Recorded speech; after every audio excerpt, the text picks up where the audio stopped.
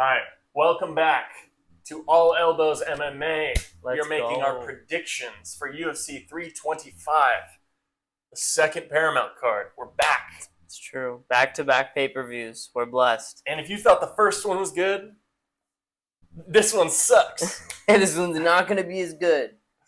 This one is very top-heavy, and you'll see why. There are 4 tournament bouts. Road to UFC. We're going to breeze through these. They're going to be part of our official picks, but hey, where are you going? It's my piss break, dog. I'll be back after Road to UFC for the prelims. Well, I'll run through it. It's me and you today. Namsrai Batbayar versus Aaron Toe. Aaron Toe is from City Kickboxing, and he's hoping to show out for his man Izzy. Even though it's not New Zealand, I feel like he will have some slight home crowd advantage. He loves the energy, but I don't think it's going to be enough. I think Namsrai Batbayar is going to be able to eke out this decision. Toe struggles with the wrestling. Batbayar's taking it. Sulangrangbo versus Lawrence Lui, another City Kickboxing guy, Lawrence Lui. He's going to try to show out, and I think he will be able to get it done. KO, round 3 by Lawrence Lui. Sebastian Szalay versus Keiichiro Nakamura. Keiichiro came in, that unassuming baby face. Man, he's been tearing through some of the toughest guys in that competition. Sebastian Szalay, he didn't really seem like he was a part of this tournament at first, because usually the white guys are like the alternates or whatever. But he is, and he actually did really good too. 1 decision, 1 KO. Even though he has the home crowd, I think Keiichiro is going to once again get that decision with his grappling. He will take the win by decision. Dom Marfan versus Sang Uk Kim. Final road to UFC. Dom Marfan is the hometown favorite. And even though he won against one of the number 1 seeded guys, the 11-0 Peviga, Sang Uk Kim is killing these guys.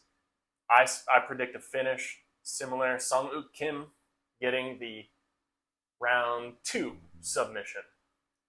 And that will be all for your Road to UFC picks. You can come back now, Aaron. So glad. I just had a nice piss, and I'm ready to bust out this YouTube video. Dog, we're going to get into some picks. Just had to do my piss break at the start. That was a pretty quick piss break. Yep, it was. All right. You want to start off? Yeah, let's hit it. So the first fight of the prelims, we're going to get into some genuine UFC competition here. Kaan, Ofli, and then you're going to have to help me out with Yizha. Yizha has quite the record. He has quite the record indeed. I think it's a little bit padded, and because of that, I'm going to ride with Kaan here. He is an underdog. There is a good chance he gets slept, but I'm going to ride with him, man. He's been pretty impressive. Yeah, Yizha's shown some power, but I think it's a toss-up. Although it's a toss-up, I did pick Yizha. I picked him by round 2 KO. Understandable. Moving on. Johnathan Micallef versus Oban Elliott. This is another fight that has good lines. Oban Elliott, I think, should be the favorite here. Micallef maybe is just the favorite because of the hometown crowd. Mm-hmm. He's definitely shined a lot in Recency UFC so bias. far. But Oban Elliott is a dog. I think the fact that Oban is coming off a loss is also That's fair. why that's Confidence may be low. Mm-hmm. I would say I'm going to take Oban Elliott. Yeah, I'm going me to go too. Oban decision. Yeah, I have Oban by decision as well. Same pick for me there. Think he's going to get it done, bounce back from his L. Yeah. Next fight is Jacob Malkoun and Torrez Finney. I'm sure you guys are all aware of who Torrez the Tank Finney is, and I made that nickname for him because this man is short but an absolute unit. Yeah, he's the guy that went 3-0 on the Contender Series. Mm-hmm. You got a decision. Boss is like, hey, you're undefeated. You're too young. You're too green. Come back. Came back and got a KO. Mhm. Boss was still like, I don't care. Mhm. I want one more. Comes back and gets an arm triangle, first round. And finally, Dana White's like, ugh, okay. Like, come on. Yeah. He's 11-0 now. Yeah. I get he's like not the most exciting, Yeah. but it's technical, Yeah. and I like technical. Yeah. For sure. I'm gonna have to go, even though it's people's least favorite fighter on this card. I'm gonna have to go Torrez Finney by decision. No, that's a great pick. That's a great He's pick. gonna be able to sniff and Mm-hmm. hug Malkoun. No, that All honestly, that's a great pick. That was my original pick. The only reason why my pick has changed to Malkoun is because of the height. Malkoun is also very short. He's 5'9". I think this is going to be a matchup where the UFC wanted Torrez to illustrate his striking a little bit more, hopefully. Definitely. I could see Malkoun clipping him. He's so stiff that, you know what I'm trying to say. It's Malkoun just not is much more advanced. and in the striking. fluent, just moves more fluently as well. But anyways, that's my pick. I have Malkoun.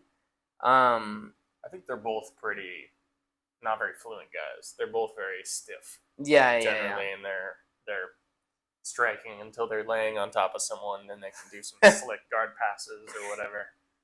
Yeah. Yeah.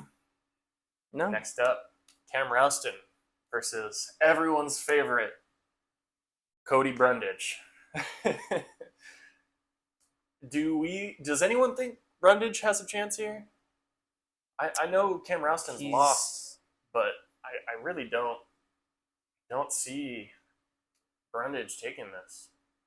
Unless Cam Rowston comes in and just shits his pants. To answer your question, does anyone think Cody Brundage is going to win? The answer is no. On Tapology, it says Brundage is plus 250 and Rowston is minus 330.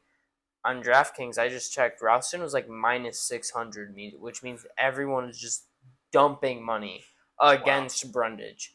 So the community is riding with Rowston. That is also my pick. Knockout decision. I'm horrible with methods. I'm just sticking to Rowston. He's my guy. I'll get into my methods more on the main card where we've seen more material from these guys. Yeah, I'm going Rowston KO round 2, if not round 1. Mm-hmm. Round 2 is my final pick. Fine. You want to take this one? Dude, Junior Tafa versus Billy Elekana. The Tafa brothers fucking suck. Hence why Rowan started to fall asleep.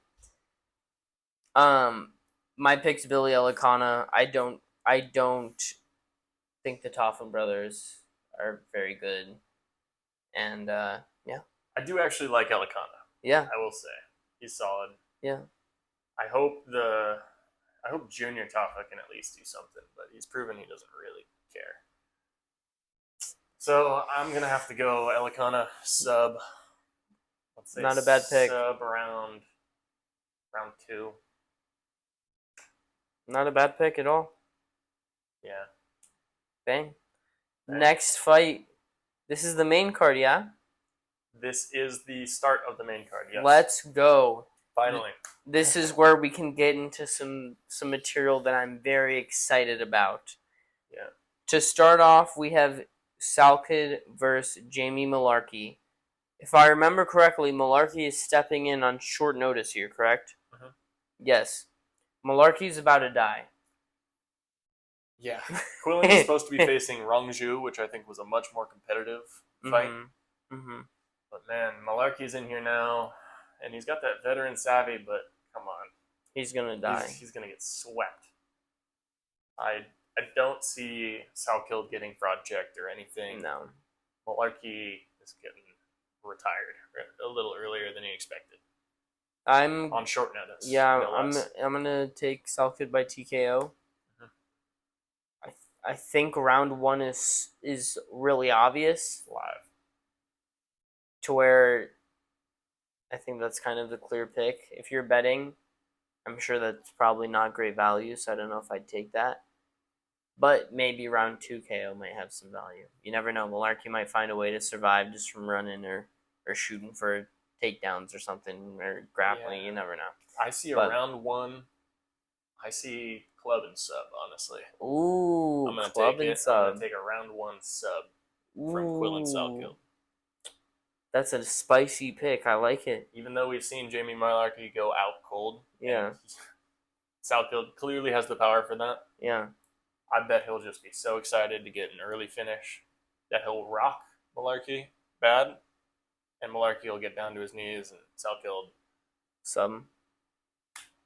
Fire. It's a tough one. Fire. Because, he just probably wants to go for the KO, but Mm-hmm. I think Mullarkey has enough savvy to not just get knocked out by the ground and pound. He might have to get subbed. Mm-hmm. So, okay.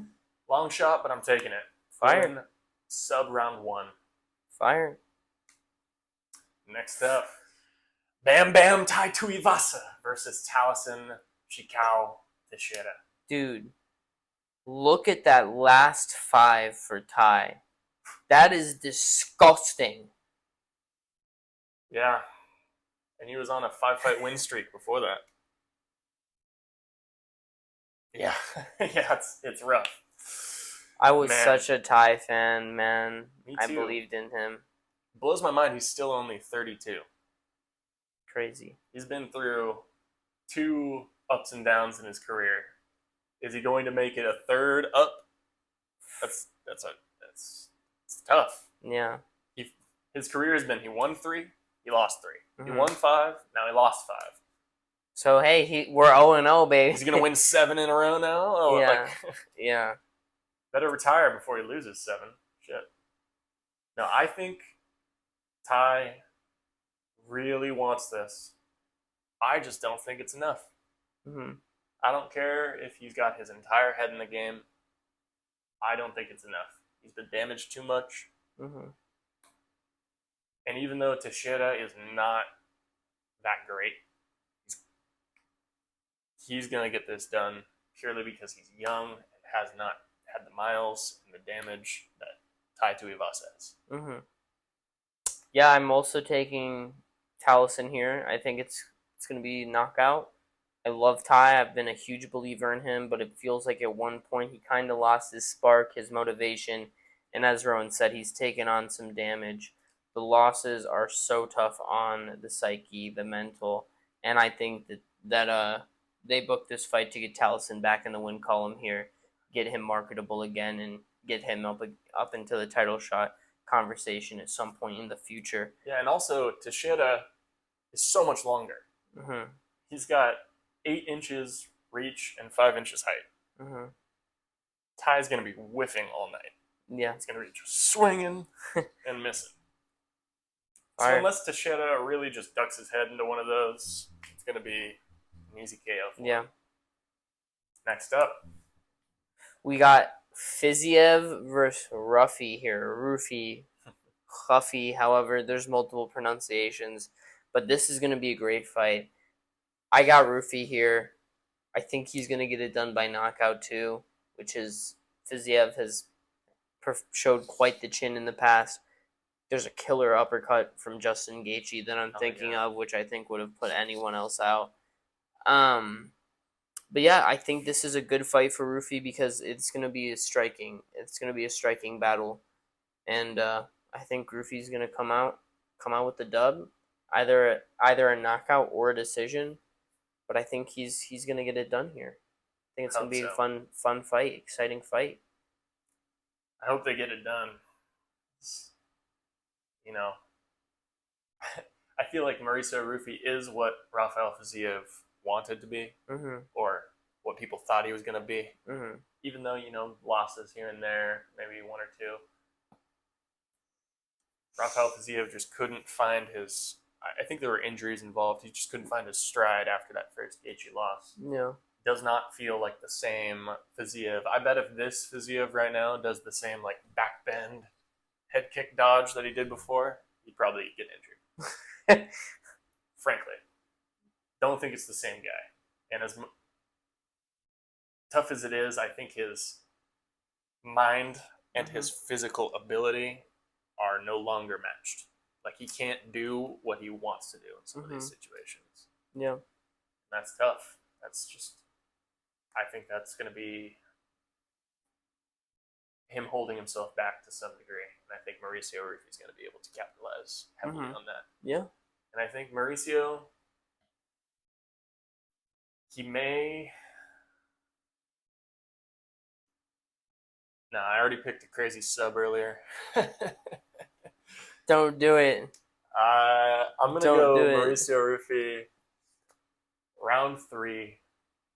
I'm going to go just KO, round 3. Round 3 KO, that's the safe bet. I think that's realistic. I think Mauricio and Fiziev are going to put on a war. And I think it's going to be another fight of the night. Fiziev's going to get 100,000 and be able to retire or go do whatever you coach Muay Thai in Thailand like he usually does. Moving on. Fire. Dan Hooker, Buona, Saint-Denis. I want to pick Dan Hooker so badly because it would make me very happy to watch Dan Hooker put BSD out cold. It would make me very happy. BSD has a large following. I am definitely not a fan of BSD.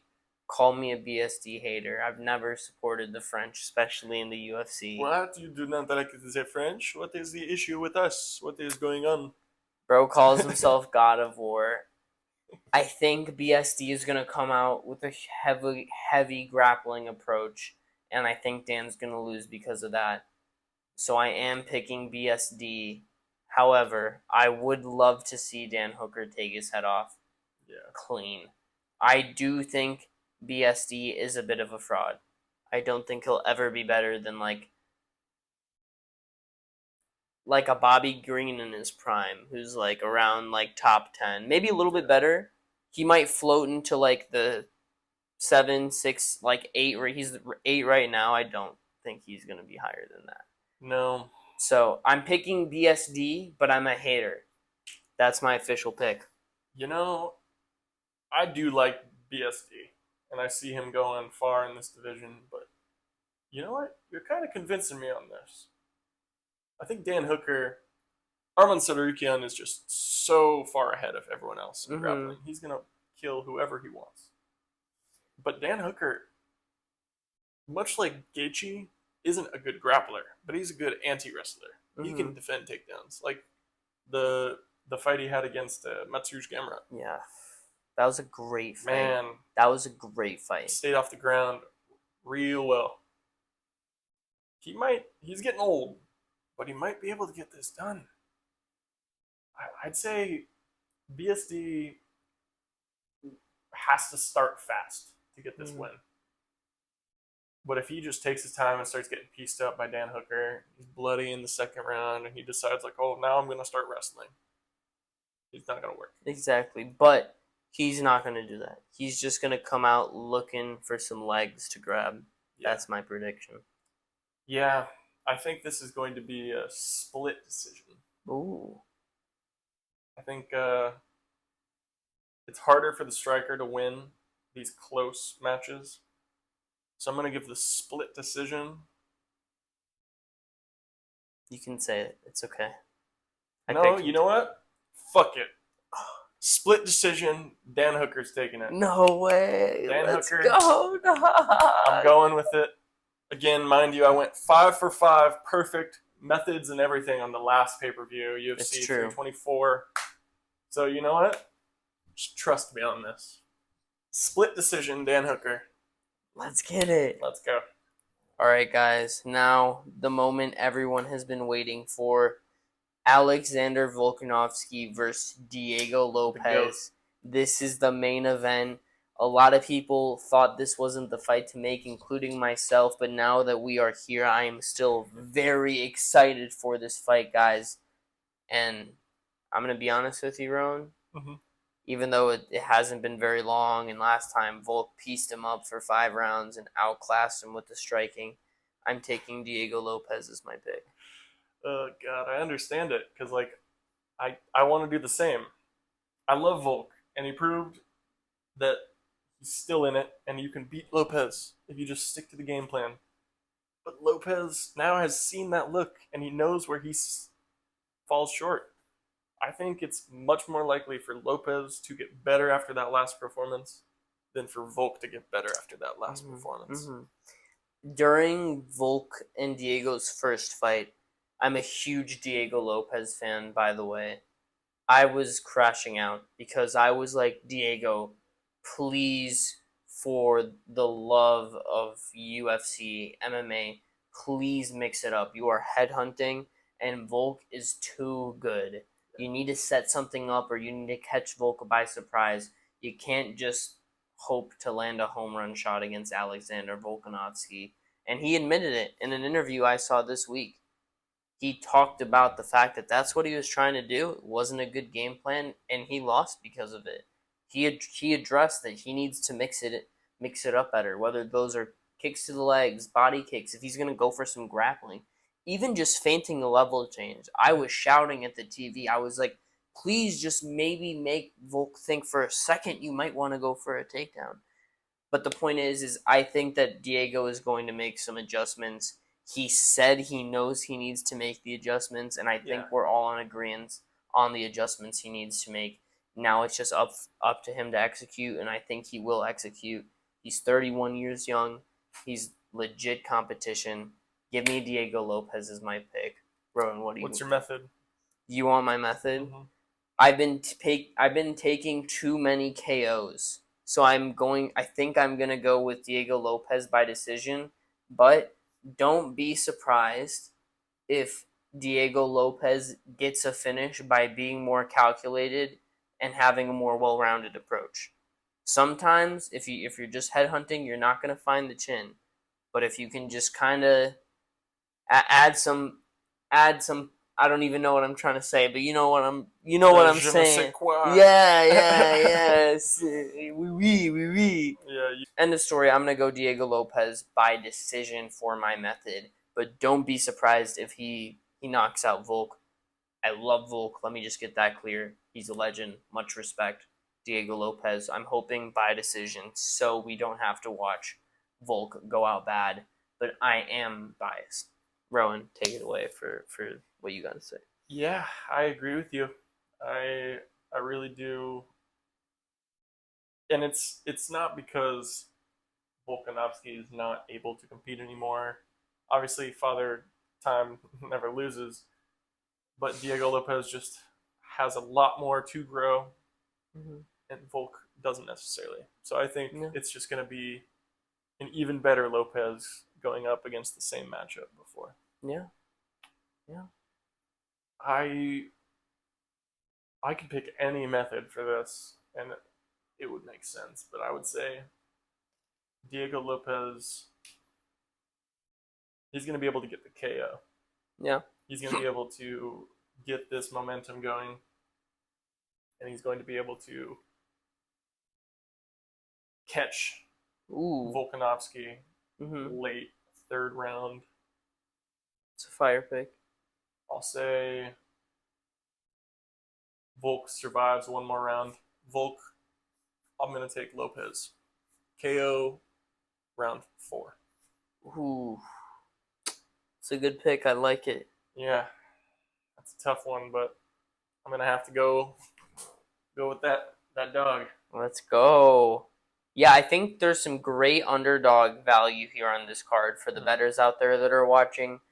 Keep an eye on those. We did pick a few underdogs in this video, so if you're betting, take a look.